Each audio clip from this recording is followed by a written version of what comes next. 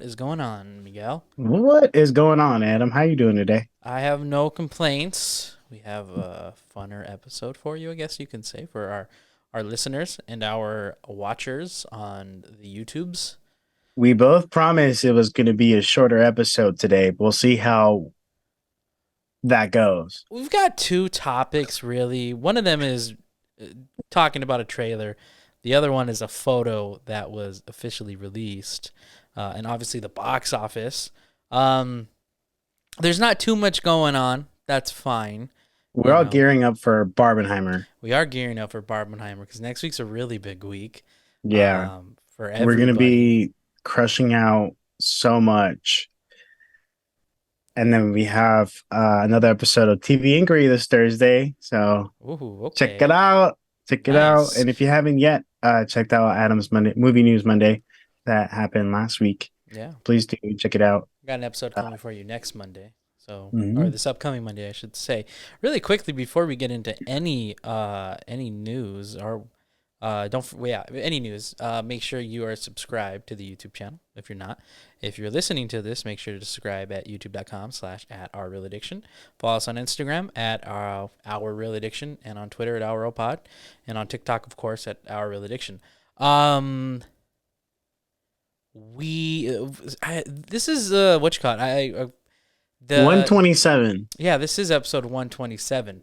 I'm a little fumbling on words. I last week apologize for last week because I was recovering from a cold. So shout out Miguel for just carrying the team, putting the team on his back, and really carrying. He says that to be nice. Not even. I think he did a pretty good job. You were Um, doing. You had one cough if fit, and that's if it. you Like you watch were. the Oh, episode, it's like every 30 seconds where I have to mute my mic to get to cough.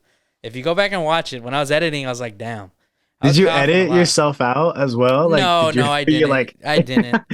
I That you would have been. know, That would have been funny. Where you're like every time you like cough, you just put a picture. no, I didn't. Because I was just coughing into my elbow or into my arm, as we're supposed to.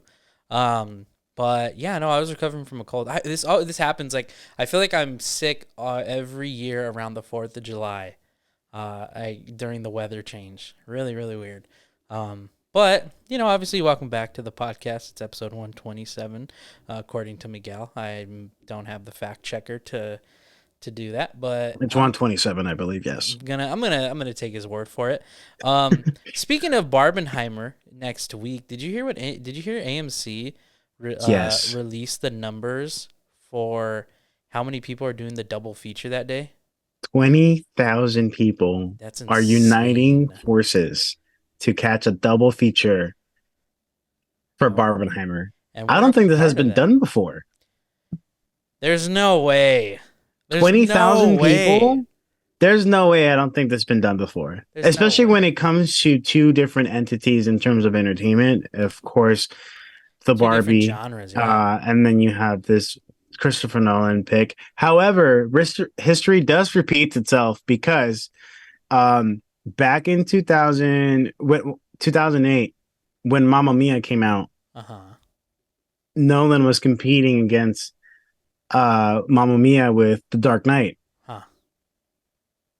So Christopher Nolan has has a little knack for this, you know. So that's a little Killing. fun fact to consider. So Huh. obviously, two different entities, and obviously both movies also created. I feel like this is going to be kind of just like Barbie's going to be its little Mamma Mia is where it's going to be very classic. It's going to probably become a classic itself. Yeah. And so will Christopher Nolan's Oppenheimer. I feel like Cillian Murphy was he keeps constantly getting asked why hasn't he been like promoting the film as much as the rest of his cast or the opposing Barbie team. Mm-hmm. But I think he made a really good statement where he stated that he's like I love my job. I've always loved it. I love what I do. But suddenly the people are demanding a personality that's never been mine and I've never cared for in terms of like the celebrity side of like becoming an actor and that type of thing. He's like, Yeah. so I don't understand why Like I've never been that person, so I don't understand why there's such a demand of me to be that person now. I I love feel that like, statement. It's yeah, like, and it's really just standing on his, like, holding his own and standing his ground. Really, of just saying like, hey, that's not me. I'm not gonna make an exception for this film. I understand I'm in this film, yeah. but that's Also, just too, not who like I if you am. really look at all the posters, it's mostly just like him posing. Yeah, It's just him yeah. posing. It's just him Even because he's the star of the damn show. and even all the photos that they've been releasing, like, oh, another look at Cillian Murphy in Oppenheimer. Like, And it's it's just just like a so close up or him funny. standing. Yeah, Yeah, like we're only getting spoon fed information. Like yeah. we're only like little tiny grains of information about this movie because clearly we've only seen 3 minute trailer and out of a 3 hour and 6 minute movie. Um, Yeah. but not. I digress. It's Let's continue. it feels like the marketing's trolling us at this point. Like, we know you're coming to see it. Here's another look at what Cillian Murphy's doing. I also Like, feel like because the internet has just taken off, that the yeah. internet has. They're like the PR team is like, we don't have to do anything. Yeah. We really don't. Barbie's doing the most and it's working, but even then they're like Barbie we're needs to, though. 20,000 people are going to go see this double feature, us included. Like crazy. Yeah. It's Barbie fun. needs to do marketing. That's the thing. You need people to be like, hey, we have a Barbie movie coming out. It's going up against this heavyweight. The Oppenheimer is the heavyweight, the juggernaut, and Barbie is kind of like that little underdog. I Nobody's feel no, I honestly feel like Barbie is a good contender. I feel like the underdog is Mission Impossible Dead Reckoning Part 1. well. That came out today. Yeah, but That's oh not wait, really did it going. really? Yeah, that came out. That's Why did coming it out come so today. early? That's not competing against them. That's coming out. They released it today on, well, they're releasing it today as this episode is being released.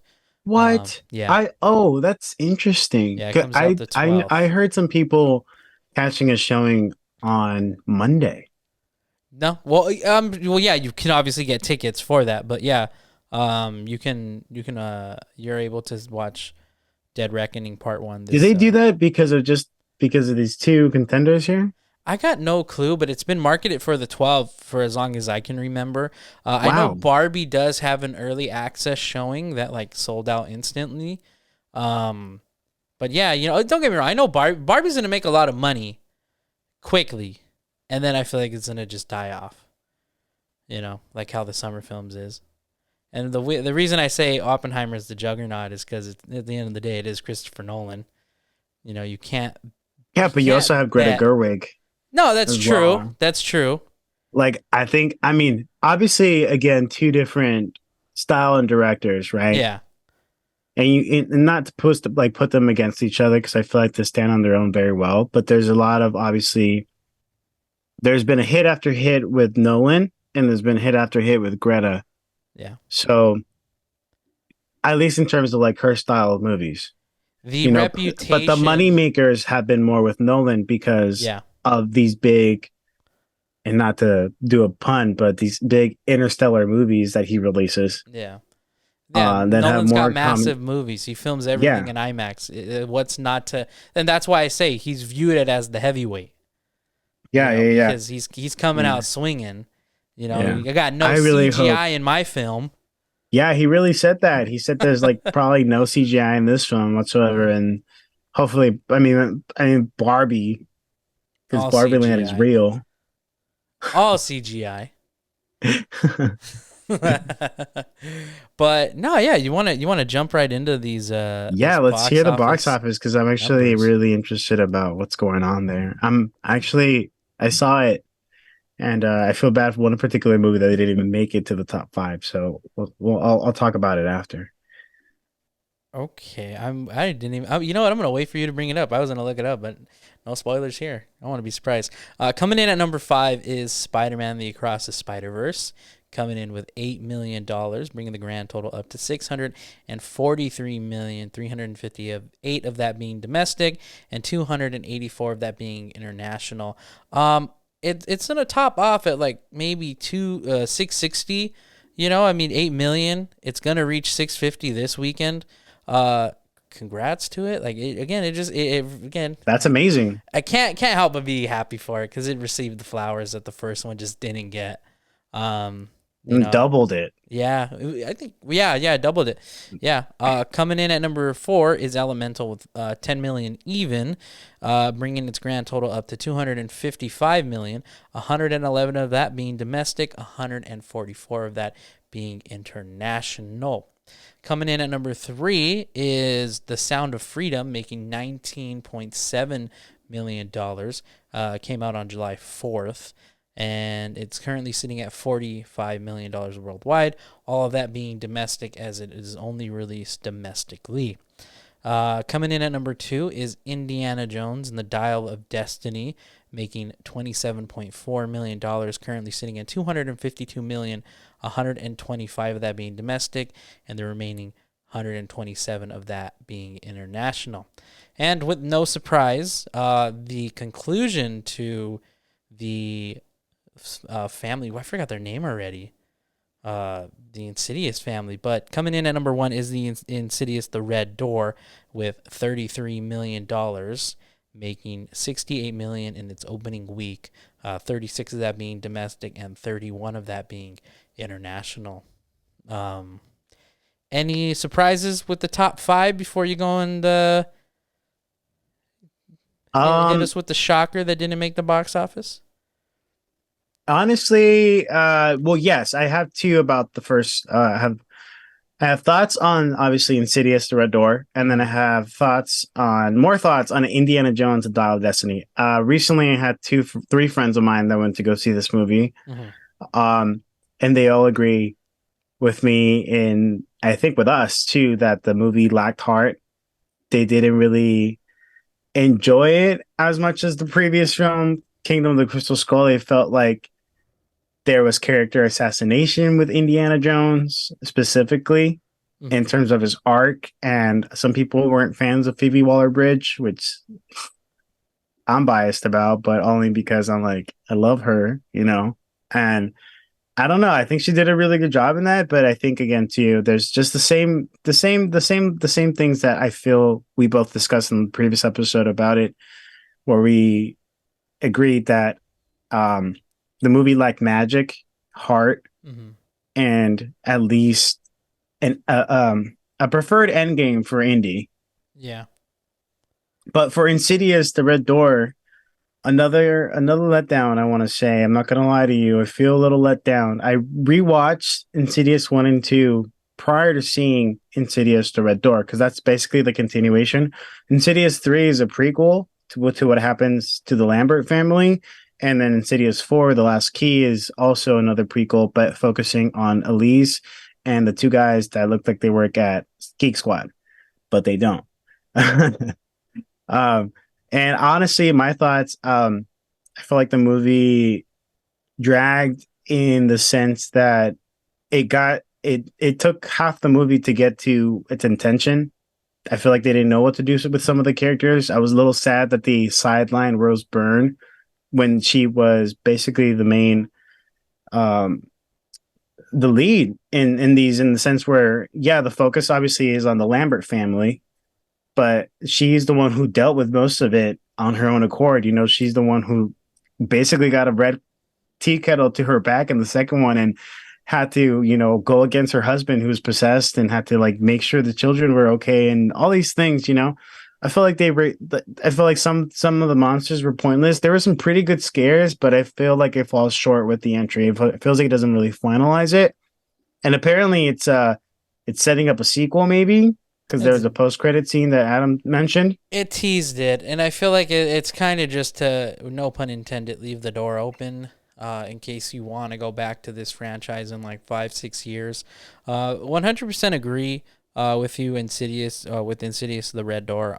It just felt like you said it best. It felt like it just ended, like nothing really happened, and it wasn't until you told that to me where I was like, oh, you know what, you're kind of right. Like there was no big Yeah, it didn't feel like it. payoff, you I thought know? that they would try to even. I don't know how you can kill a ghost or a demon within the Yeah. spirit realm, but I feel like they could have done better and of like finding that reason and exploring that. What I did enjoy about this movie, which isn't super bad, is Patrick Wilson's direction because he's the camera holder in this one. He's very good at creating suspenseful scenes, even though there was some moments where I felt like I needed a little bit more brightness in some scenes because there was a little too dark, but it worked in some cases. Yeah.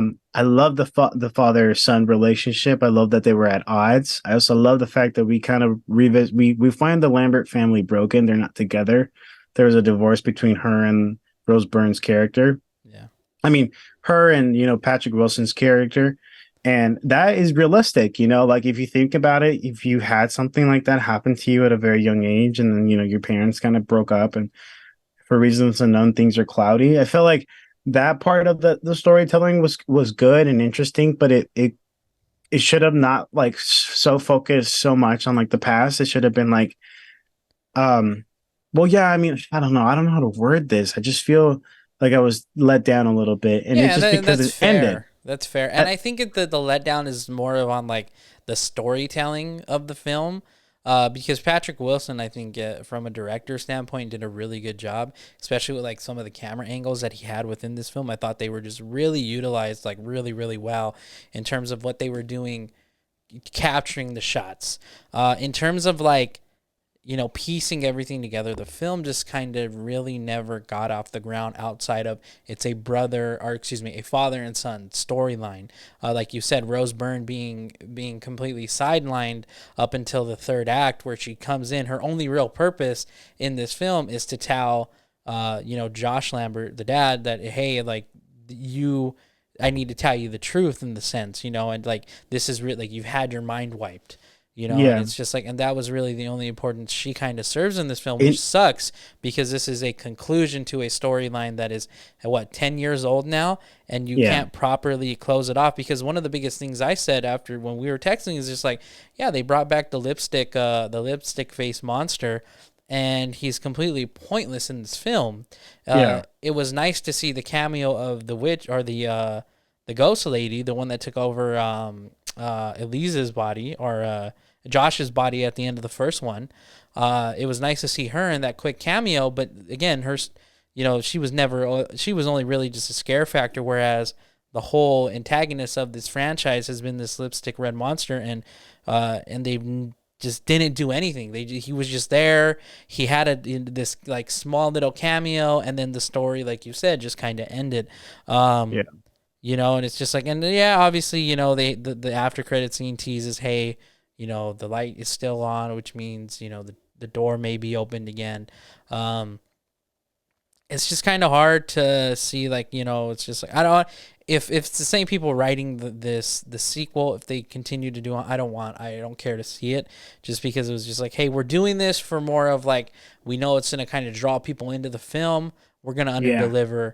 We're just going to sell them based on nostalgia and not yeah, deliver on any plot points, which was where the film fell short, is the plot yeah. points. Yeah, I feel Uh, like the movie really started once in the third act.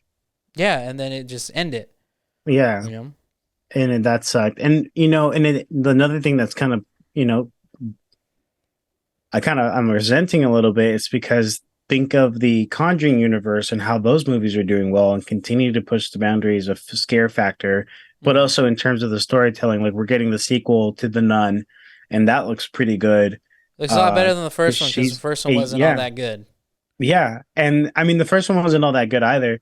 But it looked like it's like usually, for example, like that movie Ouija. I know it's outside of the Conjuring verse, Mm-hmm. but the movie we had, the second one, The Origin of Evil, that was a good sequel compared to the first. It pushed the boundary, and typically sequels should focus on them being more of a one being a sequel because it has another story to tell, but two also kind of making it better than the first one, and three also upping everything Yeah. like scare factor, the it factor, the characters, moving them from one position to the next and giving them reasons why. And I feel like that is what Insidious Threat Door lacked and wasn't as captivating as the first two. Because don't get me wrong, I jumped with a lot of times with the first two, and Mm-hmm. this one I jumped maybe twice. Yeah. and And it was due to Patrick Wilson's camera work. yeah, That was good, and I just have to praise him. So I hope he gets. I hope he's directing more movies. I hope he likes it. And it continues to go on because I feel like that's a really good pathway for actors sometimes to just kind of take over the helm of a director and then, apply their lessons. But that's all I would say about Insidious to Red Door. yeah, no, definitely agree. And kind of just to wrap on it up on it, like I again, like you say, like I same here. I'd love to see Patrick Wilson get another shot at directing.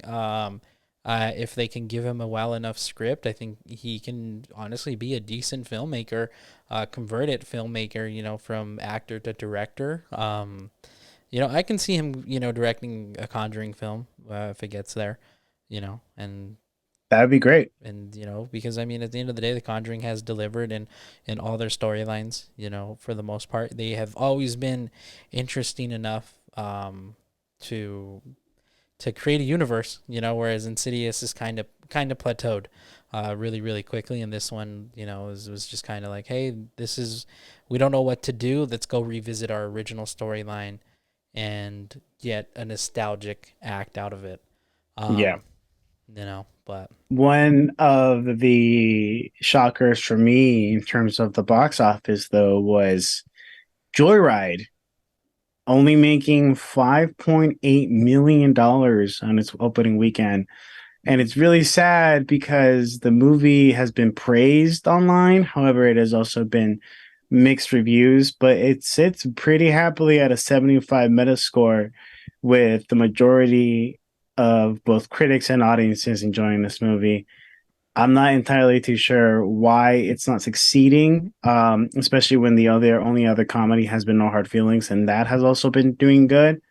But the fact that it didn't even make top five is a little sad because I feel like that movie could be a very enjoy. I don't know. Maybe it'll do better on streaming, but I don't think it's gonna do better than this. And it's kind of sad. And I feel like there's a factor that is the elephant in the room, but I'd rather just not address it because that is not that type of podcast.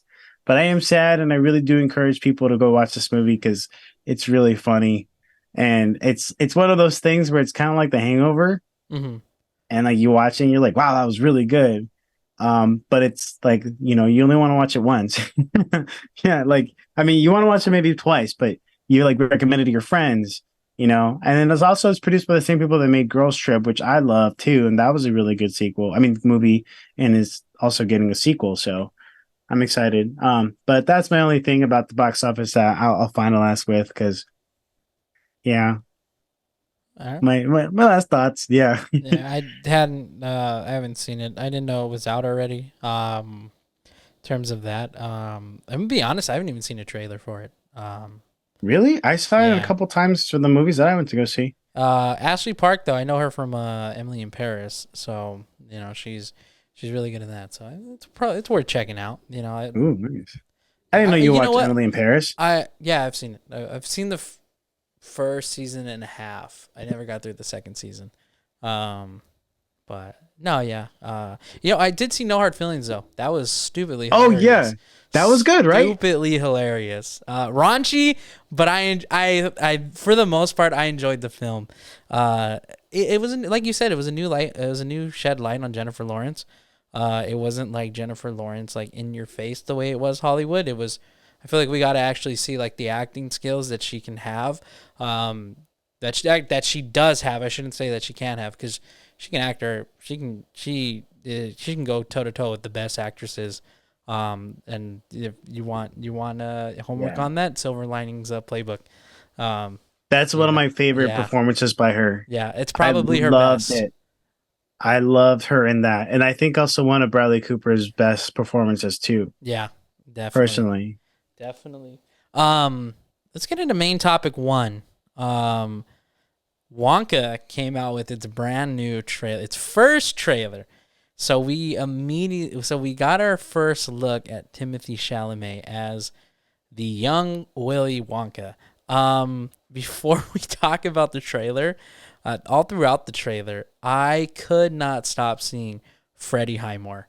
as Willy Wonka, and I think even the mannerisms that the way he was moving in the trailer. Freddie Highmore. Yes, Freddie Highmore's Charlie. yes, You were seeing him? yeah. Like Really? these both Timothy Chalamet and Freddie Highmore are like the same people.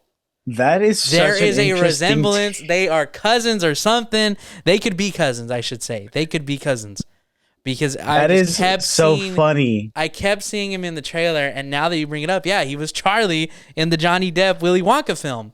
Yeah. Yeah, I completely forgot about that. But it's just like I kept seeing Freddie Highmore, and even like some of the lines, like his delivery of the lines was like, oh my gosh, he sounds like him too. I am actually the complete opposite of that. I felt like he was trying his best to channel Johnny Depp's I felt a iteration of mixture of Wonka, but also a yeah, little bit with Gene Wilder. Gene Wilder. I Yeah, felt I the feel like he mix. was. Yeah, Yeah, I feel like there was that. I think he found a balance between the two because he was kind of kooky. yeah. But I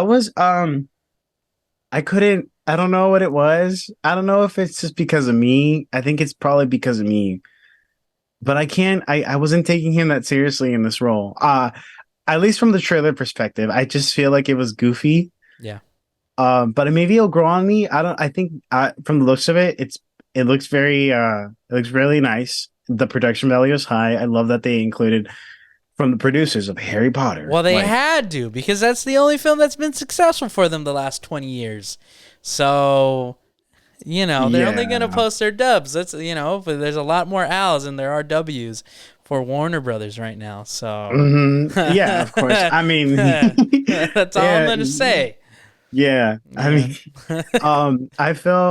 I like the story. I think we're getting more of like definitely pre like I think he's definitely starting off, he's Yeah. gonna set his first shop. This is before he gets to the factory. This is Wonka before the factory, Mhm. before even the Oompa Loompas, which we kind of get a little bit of. I Do think see I'm one. basing it off when obviously of the Charlie and Chocolate Factory when he has like that with Johnny Depp's interpretation of Charlie and Chocolate Factory where he like recounts how he met the Oompa Loompas. And I'm basing it off like, okay, he met them, and then right in that gap, right after he met them, it's like where we see Wonka there, in a sense, Mhm. like where we see him, where we pick him up. But maybe they're doing more. We're exploring more of his family side. We get more of his mom. We're seeing we get like a little sneak peek of his mother, and his Yeah. motivation is his mother. Um, and he has a sidekick in it as well. Um, I think her character's named Nora. I want to say. But from the looks of it, what were your initial reactions about this trailer? Apart from the fact that you saw Freddie Highmore and Um, obviously, you know what? I'm on the complete opposite. I'm thoroughly excited for this film. yeah, Yeah, I think just because I love the original Willy Wonka, the 1971. Then obviously you can't go wrong with the Johnny Depp version.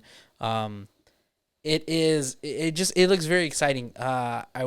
Believe it's intended to be a prequel to Gene Wilder's Willy Wonka, which makes sense. So we see the same exact Oompa Loompa, which I have always hated those Oompa Loompas, the way they looked. the orange kind. Yeah, they scared the shit out of me growing up. I did not like them. I still don't like them, and if I saw one, I would probably kick one. I would not care. As long as it's Hugh Grant, because I feel like Hugh Grant just has a face you want to punch. I mean, but Hugh Grant's cool, But no, yeah, He's but kind of a D word from what I've heard, like from what I've read online with like other actors. But mhm. I mean, No, yeah, but overall, I mean, thoroughly, I'm honestly, I feel like I'm gonna enjoy this film. I really liked the let's go trailer through film. the trivia a little bit of this whole thing of Wonka. So first trivia thing is Tom Holland and Timothy Chalamet were the two finalists of the role of Willy Wonka, with Chalamet ultimately winning the role. Now imagine Tom Holland I as don't want Wonka. to. I don't want to because I am so glad it is Timothy Chalamet. If it was Tom Holland, I would not see this film. And don't get me Oh wrong, my I god. love Tom Holland, but he would clearly be the wrong person for this choice of film. The way Oh, you feel about Uncharted is probably how I would feel about Tom Holland as miscast. Willy Wonka. Yeah, Yeah, it would be I a think. complete miscasting. I mean, even with Timothy Chalamet, I think this is a role that's pushing his boundaries completely because he looks so joyful. Like, don't get me wrong, I'm not Yeah. shading him. He looks very joyful in the trailer. He's one tone though. He's a one tone actor. It But is what he's a it is. one-tone actor. Yeah, Yeah, it like I is what mean, it he's is. in Little Women in that Greta Gerwig movie, Mm-hmm. and you see him in that, and then you see him also in Lady Bird, another Greta Gerwig movie, and you put him side by side, and it's like same guy, Yeah. you know, simp, basically. Same thing in And like, Dune. with who? In Dune, he's the In same. He's the Dune, same yeah, yeah, actor in yeah. Dune. I'm like, Some sad okay, boy. man, like I need you to go and do it, but like I'm rooting for him. I'm rooting for Well, him. Hollywood eats him up. Eats him up. He's got the Yeah, Hollywood look. He's got the yeah, it's jawline. starvation. Yeah, it's just like Hollywood loves him. They're gonna keep casting him in things, not at the frequent rate of what they did Tom Holland. But again, Ooh. it's true though. Like, not no, they were throwing Tom Holland at us because of Spider-Man. They did Yeah. that. That's what Hollywood does, which I do feel bad for Tom Holland. Not to get sidetracked, but he came out and openly said he's trying to get out of Hollywood. It's not like an easy thing to do. Yeah, no, of course. And then especially when everything everything else that he's been done has been received. I don't know. I like the devil all the time. I enjoyed him in that movie. That was really good. I did like him in Cherry. That was cool. It I was enjoyed a role Cherry that as pushed well. his boundaries. I haven't seen his Apple TV show. I know I want to though, just because I want to get it, and it might even debut on TV Inquiry because I want to check out the episode. Um, Back to Willy Wonka. but back to Willy Wonka, I feel like, um, I'm glad he didn't get this role. Me too. Um, I'm not trying to say. I think it's just like we said, miscasting. Yeah. It'd be a straight But miscasting. look, there was also Ryan Gosling, Donald Glover, and Ezra Miller were apparently the top three choices to play Willy Wonka. Wow. I can see Ryan Gosling, and I could also definitely see Donald Glover, but I felt I'm like glad you bring that up. I could have seen Donald Glover as well. I feel like he has it. Like he has that range. Charisma. Yeah, he That has Willy that Wonka has. cookiness to Yeah. him. What could have And been? it could have been, and honestly, he's a singer too. So from the looks of it of the trailer, it looks like it's going to be part musical as well. Yeah. Because he has some dance numbers in there. You see Timothy Chalamet like dancing around. It's funny though. There's one scene where everyone behind him is dancing, and he's like in the very forefront, and he's kind of like jumping around, and he kind of looks very dumb. Yeah. But it looks like he's just trying to remember his steps, and I don't know. I'm kind of being a bully. Oh yeah. But Again, it's kind of like you say. At the end of the day, Timothée Chalamet, great actor, but he is one tone. Like there's no arguing that. I think if you yeah, asked him that and brought that up, he would probably agree. And I feel I'd be like like, this yeah, is definitely a different step, probably a breath of fresh air for yeah, him. Where it's just like, hey, he can do something that is something he's not used to doing when it comes to acting, the style of acting that he's used to. To read off some of the cast, also too, the film is expected December 15th, 2023, so later this year. But obviously, Timothée Chalamet will be playing a young Willy Wonka. Hugh Grant is the Oompa Loompa, or the Oompa Loompas. Sally Hawkins is going to be playing Willy's mother. Matthew Bateton, he is going to be Fickelgruber, who is the infamous spy from the storyline. We also have Rowan Atkinson. He's going to be playing a priest, and then we also know that Keegan-Michael Key is going to be playing a police officer, who is going to have it seems like he's going to have a nice supporting role in this film. I hope so. Just because Keegan-Michael Key, he. Him and Jordan Peele are just some of the funniest guys there can be. I think perfect guy to be in there to to For the comedy effect. yeah, for that comedy split. However, in the trailer, we do see a lot in this film. We see a lot of the early innovations that Willy Wonka does have. We see the little box of his how he creates his chocolate. We do see, the him going and looking for the cocoa beans, and him trying to sell it to people. There's that shot outside of the bank that looks very, very early American. Like World War II, maybe right before. It feels like it's going to take place around the time of the book, the Ron Dahl book. Roald Dahl. Yeah, sorry, excuse me, Roald Dahl, excuse me. So it's just like the film looks like it's going to be properly placed in terms of like where the book does stand. But I mean, hey, I'm gonna see it. Looks pretty good Yeah. in my opinion. There's a lot of scenes where he's like dancing and like floating in the air. Yeah. There's a couple scenes where there's a balloon and he's like kind of spinning around the light posts and very singing in the rain kind of. I feel like I hope the director has influences and I could think I can see him a little bit. I'm excited to see exactly how this movie is going to turn out. I'm excited for Timothy Chalamet during the press tour. I hope it's a role that pushed his boundaries as an actor and opened him up to be more comfortable with himself, to look for roles that are not so one tone, not that brooding type of archetype. I want him to have a range because I feel like he has it. I just feel like he hasn't met the specific roles yet because they kind of all fall in line the same tone. He's not a terrible actor. He's a good actor. I mean, the first time I ever was introduced to him was in Call Me by Your Name. Okay. And then I think I know he did another movie that was kind of like a cannibalistic type of movie. I've yet to see him in that, but I feel like he got praise for that movie. But yeah, I mean, one last thing about little trivia. This is the first installment in the Roald Dahl cinematic universe. It is unknown if the movie will connect to the witches. Did you Interesting. know that there is a Roald Dahl cinematic universe? I didn't, but now I do. I mean, technically there already was because the witches, the 2020 with Anne Hathaway is a remake of the OG Witches, which by the way, if you've seen that movie, it is absolutely frightening. I It haven't is seen it. so scary. Like I remember seeing it as a kid and being so scared. The practical effects in there are incredible. Like they did a really good job with that movie, and it's actually I think it's a foreign film. Oh, okay. Hmm. I feel like maybe that's why it pushed its boundaries a little bit, but it's very in tune with the book, which is The Witches. Yeah. Um, but I mean, to wrap that up, the trailer looks fun. If you haven't seen it, go check it out. It looks really cool.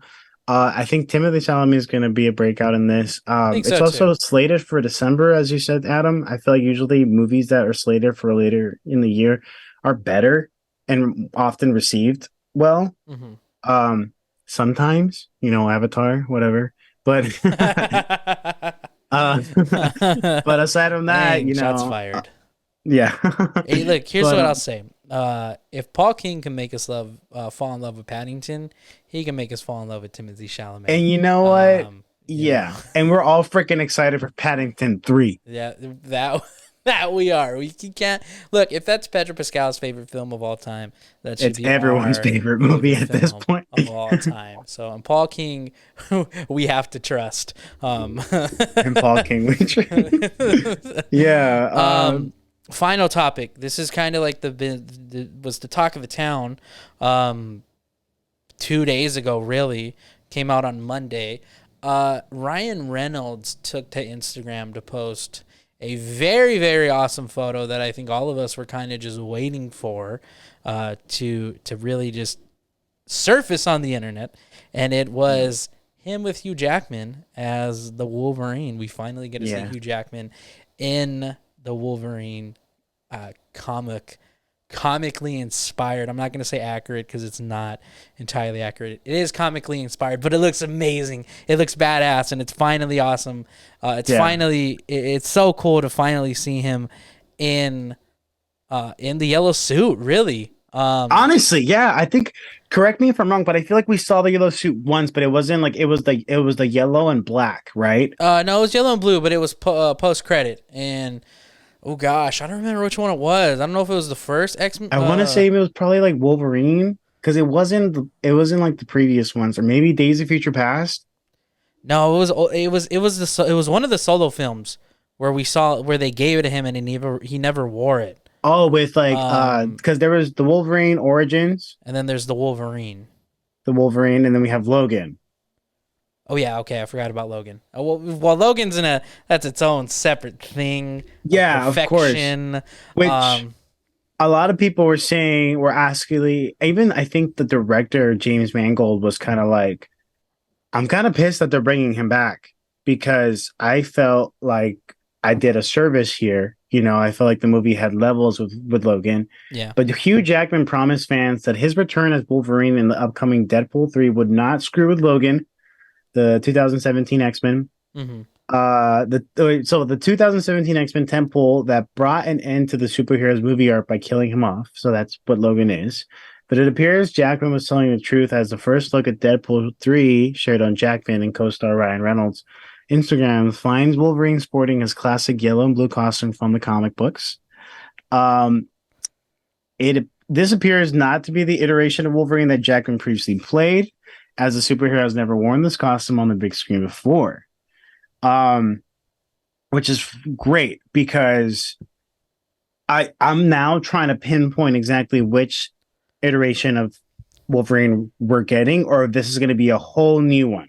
I think at this point, really, we don't need to know where it is as long as it doesn't touch Logan, the continuity. And if Jackman's promising that, I'm gonna have to believe it because I feel like he would say no if they wanted to go and undo Yeah. Logan. Just because, like, and I completely understand where James Mangold's coming from, saying like, hey, we gave him the perfect send off. Yes, and I think that's always gonna be that send off in the X-Men universe. This is something entirely different in terms of like it is involved in the MCU. It is going to be different. I, me personally, yes, I'm excited to see him back, but it's not like I feel like it's doing any discredit to Logan because Logan's always going to be there. We're always going to have that emotional send off. We're always because at the end of the day, he looks older in Logan than he does this. I mean, you can Yeah. always just throw this at the end of any Wolverine project or any X-Men project that you can see. It And, could hey, even like tie in into Logan. Who knows? Not to like continue off Logan, but it could probably be before Logan yeah, if you and I think feel about like it. that's an easy part. Here's another thing too, and I'm gonna be, and I know again this is gonna be to this speaking all of hypotheticals. The biggest thing where I am like, why he's coming back. One, obviously, we're playing in the multiverse. There's no way he's not involved in Secret Wars. Like, there's just no way. And I understand, like, oh yeah, hey, Secret War is still 4 years away, whatever. But it's just like you cannot not bring him back and not have the plans for them to be in Watch it. Secret Watch Wars. Secret Wars be like not even about the new Avengers, but like every other superhero that was left behind in the past coming back. Well, and so Secret Wars is essentially the mixture of both comic book timelines. It merges into one. And if Marvel is planning to do anything similar, that would make sense. Bring the best of every single universe and blend it into one single coherent universe where it's not messy anymore. Because it's just like at the end of the day, like, there's rumors of Miss Minutes being in here. We got confirmation apparently that Jennifer Gardner's in here. There are rumors flying Yes. that Ben Affleck is also involved in some way. The Fantastic Four, the 2004 cast, is rumored to be in this film. They're apparently going to every single X-Men universe that has ever been showcased, which there's technically 3 now because you have obviously the original. There's actually probably 4 now because you have the original, you got the Logan timeline, you have the Deadpool timeline, and then you have the Days of Futures Past timeline. So it's just like everything is kind of out of whack. There are other set photos where they're fighting in front of the Fox Studio logo, which I think is funny that they're gonna be they're acknowledging that the Fox Studios has crumbled. I hope there are They're gonna Um, probably be fighting the animated ones too. who knows if hey, there's a Or probably they're possibility. pulling from the animated one, and that's who Logan is. That's a then that's there. That's honestly a possibility. That is, and if that's it, I think that'd be fucking awesome. Excuse my French, but like, how could you not be excited over something like that? We know they're reviving that TV show for Disney Plus. It's definitely a possibility. But I think Yeah, this is freaking awesome. I do love that this is going to be also Disney's first ever rated R film. yeah, Because it's in the MCU. They're confirmed it's rated R. The actor that plays Dopinger and Spider-Man India, he is confirmed it is rated R. So I'm all this looks awesome. I'm excited. It looks freaking cool. There's been so many edits where people have already ripped off they've edited to where he has the ripped off arms as opposed to like his sleeves aren't there and it's just like the blue. He's wearing the yeah, blue arm, like the forearm is still there, but like his biceps are exposed and it looks more of like a traditional Wolverine. Who yeah. I feel like knows? maybe That well, like obviously this are early set photos, so we'll probably see a progression of his suit. You know, maybe he'll rip it off, or maybe he'll be harmed, and he'll like be like, "Oh, well, that's useless to carry around," you know, and he'll just like go. There's a couple set photos of him in that rage position where he has his arms extended, and obviously the claws are going to be CGI later. Um, but I hope they do a little balance of it. But going back a little bit to the R rating, Disney's being, you know, one of the factors of being like, oh, is this going to be good or bad? Levi told Collider, the director, that last year that maintaining the franchise's R-rated edge was integral when he agreed to direct the movie. In other words, just because Deadpool 3 is a Disney movie doesn't mean there won't be curse words and raunchy humor.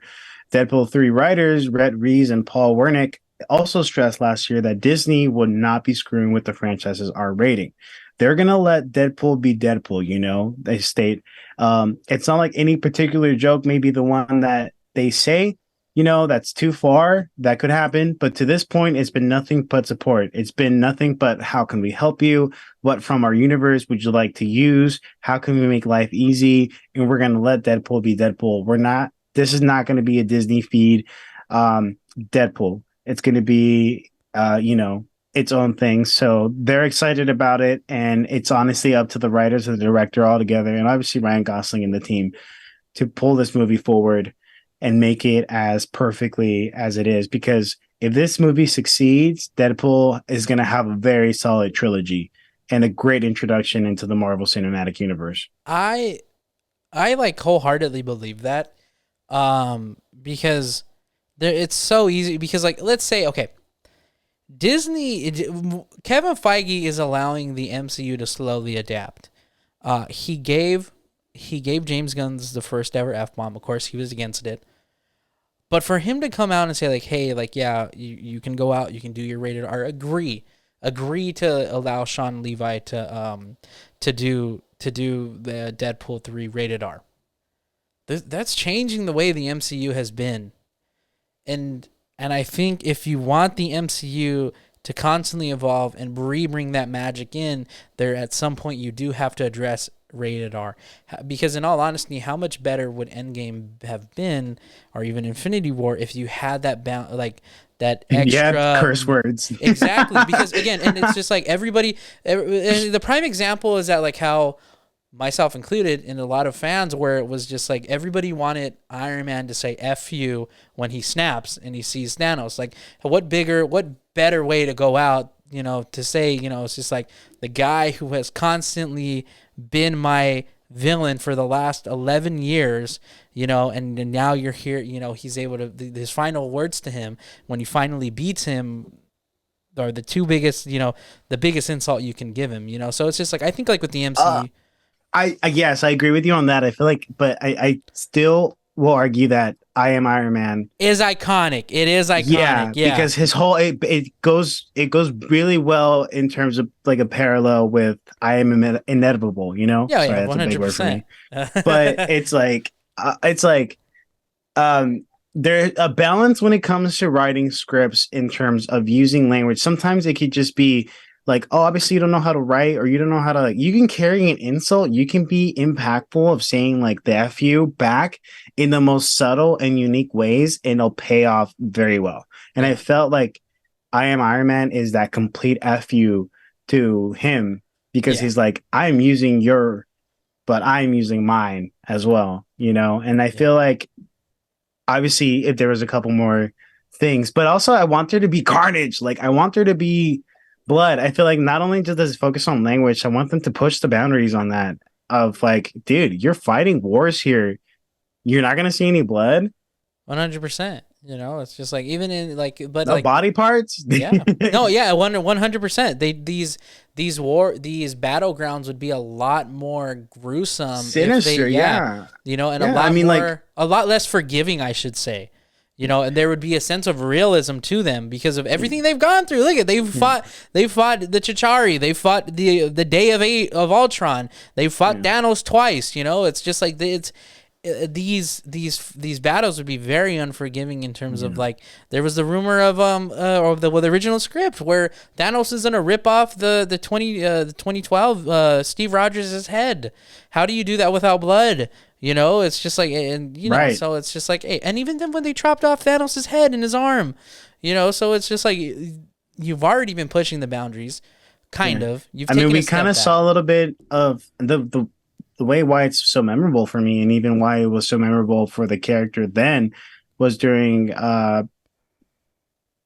the Age of Ultron, where Wanda gets inside Tony's head and he sees all the Avengers on the floor, and you see the Hulk with like the arrows stuck in him, and you Yeah, see some of the characters like with the freaking impaled, and you see Captain there bleeding with the shield broken. Like that was sinister to look at because it pushed that boundary there in terms of like this is the ultimatum. This could be the end game for them if Tony doesn't wrap a pseudo armor around the world. You know, like hmm, that motivated him. yeah. And even then, that too, like, you know, to see it obviously carry out. But enough of Disney. Um, if you haven't seen any of the pictures yet, go check them out. They're I'll pretty have cool. them There's a right couple. here, all You'll throughout the have them. conversation. I'm It's gonna gonna be really fun. I'm gonna try and find the edited one where his sleeves are ripped off. Whoever edited that, I'll try and find it and give them credit because it looks pretty freaking awesome. You know, but again, you know, again, all this there's got to be some sort of plan with Kevin Feige here. I mean, I'll admit I haven't really kept up with Secret Invasion. I saw the first episode. I liked it. So It's very did I. espionage. Yeah, Um, I haven't seen much after that yet. yeah. I Um, mean, it's sitting pretty out of 62 Rotten Tomato scores. So I'll catch up with it again. They I'm really upset of how they handled one character, but I feel like it was kind of just to push the stakes a little bit. yeah. Maybe we'll do a So collective episode yeah, of the I would like series. a complete review, like from Yeah, start to finish. That'd be great to yeah. just talk about because, of course, you know it is Marvel and it might even set up a couple things. I'm sure it But will. I'm sure it will. yeah, Um, be ready to wrap this up? absolutely. Sign us off, Adam. All right, everybody. Thank you guys for watching or listening.